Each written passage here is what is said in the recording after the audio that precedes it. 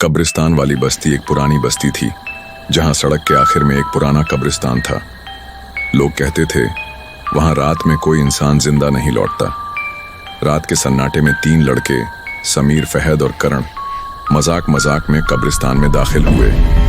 उनका हंसना अभी थमा भी नहीं था कि अचानक सारे कुत्ते एक साथ चुप हो गए। जैसे ही उन्होंने पहला कदम अंदर रखा, एक ताजी कब्र की मिट्टी अपने आप हिलने लगी।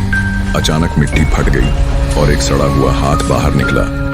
करण डर कर भागने लगा, लेकिन पीछे का गेट अपने आप जोर से बंद हो गया। लोहे की छड़ों पर खून की बूंदें टपकने लगीं। फहद ने डरते डरते टॉर्च जलाई।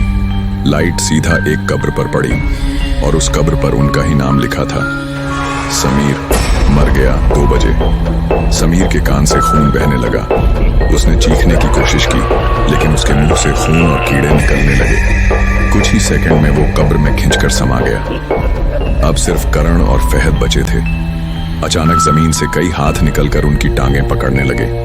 वो हाथ उन्हें घसीटते हुए उस पुराने पेड़ तक ले गए जहां दर्जनों लटकी हुई लाशें झूल रही थीं। लाशों में से एक अचानक जिंदा हो गई और फहद की गर्दन तोड़कर पागलों की तरह हंसने लगी। दीवार पर खून से लिखा हुआ उभर आया, 2 गए।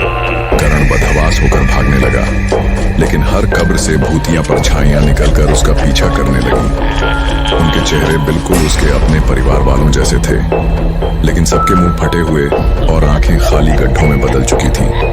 करण ठोकर खाकर एक कब्र पर गिर पड़ा। उस कब्र पर लिखा था, करण मर गया 2:15 बजे।